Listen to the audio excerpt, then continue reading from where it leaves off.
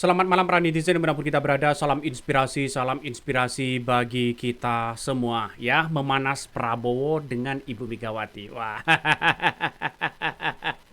ini pertarungan sengit bos. Ini merupakan perlawanan dari PDIP terhadap pemerintah ya Prabowo. Artinya secara logika ya PDIP dengan Ibu Megawati ya maksudnya PDIP dengan Prabowo sebenarnya tidak ada masalah di situ begitu. Tapi pada saat Hasto ya ditetapkan jadi tersangka lalu kemudian ditahan oleh KPK dan disitulah muncul satu persatu.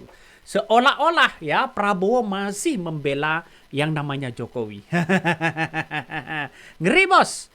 Akankah seorang Prabowo ini kalah atau didekti dari seorang Jokowi? Itu pertanyaan besar ya. Ketika Prabowo mengatakan hidup Jokowi gitu. Malah Hasto jadi tersangka. Ini akan membuktikan begitu kan ya bahwa di kepemimpinan dari seorang Ibu Megawati nampaknya ya mungkin di parlemen akan ada perlawanan-perlawanan yang sangat sengit ya. Setelah muncul pemberitaan begitu kan ya PDIP melawan semakin menarik pertarungan soal bagaimana ya para kader-kadernya yang kemudian oleh ada instruksi begitu kan ya bahwa Ibu Megawati melarang kepala daerah atau PDIP ya ikut retret di Magelang. Dan sekarang ini menjadi trending topik. Kenapa kok bisa dilarang? Ya karena dengan adanya seperti ini sebagai bentuk perlawanan kalau toh pada akhirnya Hasto ini ditahan begitu maka inilah sebagai bentuk perlawanan terhadap Prabowo nantinya. Ngeri mas. Ditandatangani oleh Ibu Megawati dari setiap kader-kadernya dari wilayah ya baik wali kota, terus kemudian gubernur, bupati dan sebagainya begitu kan ya. Tidak harus datang sebagai instruksi begitu kan ya, larangan kepada kepala daerah ya untuk mengikuti retret di situ begitu kan. Ini kan merupakan agenda atau program dari Kemendagri di situ begitu kan ya. Secara logika walaupun tidak datang tidak ada masalah sebenarnya. Tapi ini bagian dari satu kesatuan untuk bagaimana menciptakan ya karena pemimpin-pemimpin ini dipilih oleh rakyat seharusnya perwakilan dari rakyat. Ya tidak ada masalah sebenarnya. Pesan Ketua Umum kepada seluruh kader dan simpatisan PDI Perjuangan dari Sabang sampai ke Merauke. 1. PDI Perjuangan sudah terbiasa menghadapi tekanan, tetapi tetap kami punya napas yang panjang. 2. Jaringan PDI Perjuangan diminta tetap tenang, tetap bersiap siaga untuk menghadapi situasi yang terburuk. 3. Sehubungan dengan itu, Ketua Umum mengambil alih komando dan tidak menunjuk PLT Sekjen. Terima kasih. Tapi bagaimana mungkin kekuatan PDIP apakah bisa mengalahkan ya ADART apakah bisa mengalahkan instruksi dari Kemendagri itu? Ya, nampaknya begitu kan. Nampaknya PDIP akan menghadapi tembok besar. Tapi bukan tidak mungkin tembok besar itu akan melempem. Dengan cara apa? Banyak di situ cara-caranya begitu kan. Makanya tidak heran ketika PDIP ini ada perlawanan yang sangat sengit di situ begitu dan memanas ya. Ini akan menunjukkan bahwa PDIP ini bisa saja menunjukkan jati dirinya sebagai oposisi pada akhirnya.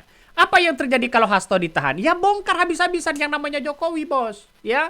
Dugaan-dugaan korupsi sana sini begitu kan ya, yang kemudian dilaporkan sana sini, bahkan Ibu Koni pun mengatakan ya ada dokumen-dokumen penting terkait soal bagaimana bobroknya yang namanya Mulyono ini akan segera diungkapkan kepada publik dan kita lihat saja realitasnya ngeri pada akhirnya.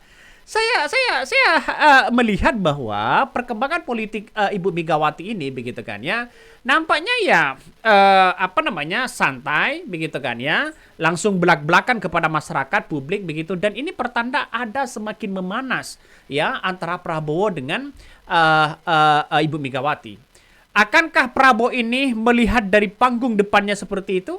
Apakah panggung belakangnya seperti itu? Apakah ya Jokowi dengan Prabowo masih akur-akur aja?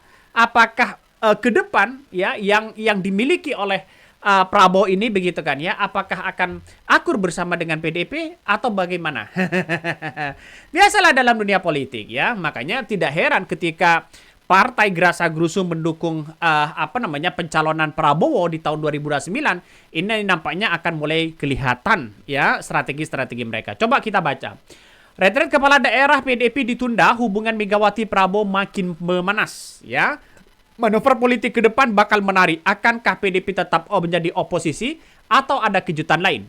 Gue jelas ambisi posisi belakang PDIP Perjuangan mereka berani oposisi. Ingat, kalau mereka berani oposisi.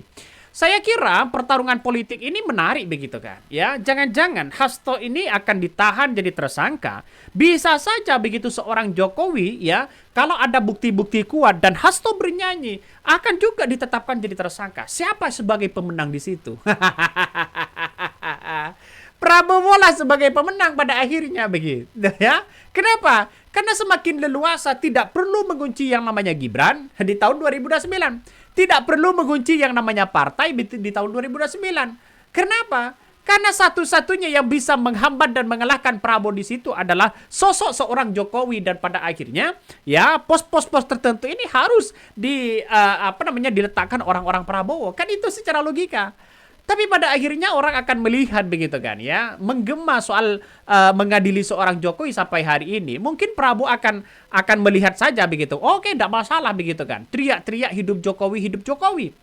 Tapi pada akhirnya kalau Jokowi ini nantinya begitu kan ya, masuk penjara atau ditahan begitu seperti Hasto dengan bukti-bukti yang kuat, maka bukan tidak mungkin ini akan berjoget kembali begitu kan. Atau jangan-jangan PDIP sengaja korbankan Hasto agar seorang Jokowi masuk penjara.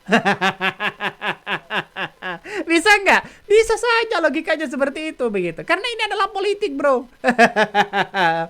Ya bisa saja. Tapi kita lihat saja begitu kan. Kepercayaan Hasto ini tidak bisa dibayar dengan apapun oleh PDIP, oleh siapapun. Karena kenapa? Karena kita lihat saja begitu kan, Sekjen PDIP Hasto Kristianto itu tahu begitu kan bagaimana ya gerak-gerik politik yang ada saat ini. Jadi oke, ya no problem sebenarnya. Ya bisa saja begitu kan sebagai bentuk perlawanan ya, sebagai bentuk perlawanan terhadap Jokowi begitu kan. Ya bisa saja. Karena apa? Karena mungkin walaupun Hasto ini akan dihukum ya, akan dipenjara, mungkin tidak akan lama mereka ya. Orang-orang yang jadi tersangka pada 3 tahun yang lalu, 4 tahun ini sudah mau keluar. Jadi pada akhirnya orang-orang akan bercerita begitu kan ya, bahwa jangan-jangan bisa saja disetting seperti itu begitu. Ini kita pinjam kata-kata bombastis ya Pak PS ya. Damai demi bangsa, tetap dukung pemerintahan, lanjut ke Magelang. Ini komentar-komentar dari netizen ya. Banyak sekali pro dan kontra.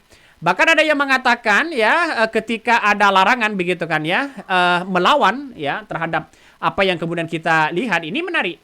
Ex partai penguasa yang sekarang jadi pesakitan kriminal politik memang keras, min. Ini banyak sekali bukti-bukti yang ada begitu. Ini ketika Hasto ditahan KPK, Megawati perintahkan kepala daerah PDIP tak ikut retret ya ke Magelang itu. Ya tidak ada masalah sebenarnya begitu kan ya.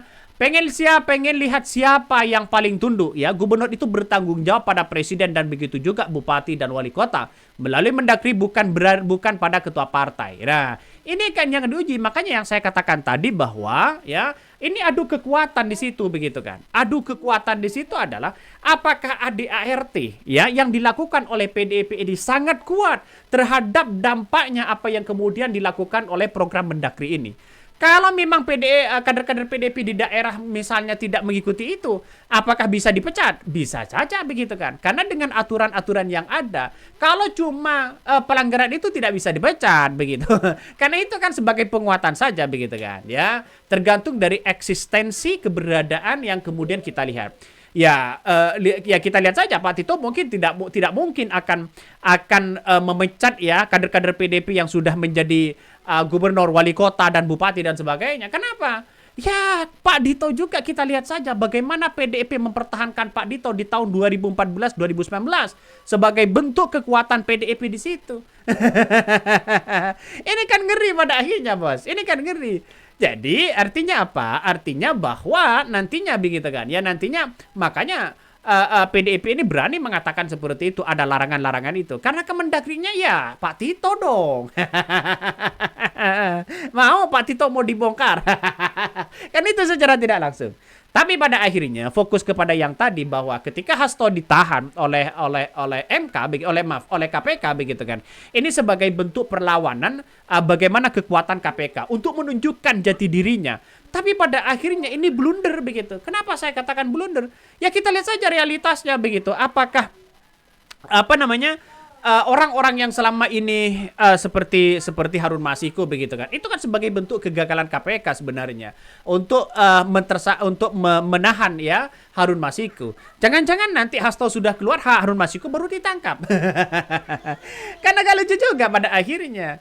Makanya dengan adanya seperti ini ya, orang-orang akan melihat betul bahwa PDIP ya sebagai bentuk perlawanan, karena di parlemen juga kuat walaupun mereka ya koalisi Kim ini akan bersatu. Tidak ada semakin menarik menurut saya. Karena apa? Karena nanti tidak ada di DPR sepakat begitu kan. Ada interupsi yang kemudian bagaimana caranya bentuk perlawanan PDIP baik di parlemen, tatanan masyarakat, instansi, ya birokrasi dan sebagainya. Masih banyak orang-orang dan simpatisan PDIP yang berada di dalamnya. Tidak hanya itu, dari sektor kampus, dari sektor mahasiswa, dari sektor apapun begitu kan. Ya masih banyak orang-orang yang simpati terhadap PDIP.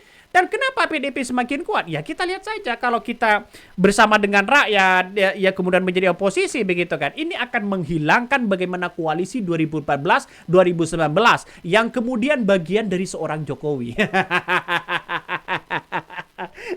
Sudah hilang. Kenapa? Karena bersama dengan rakyat. Karena politik itu ya seperti itu, cair-cair aman begitu kan ya.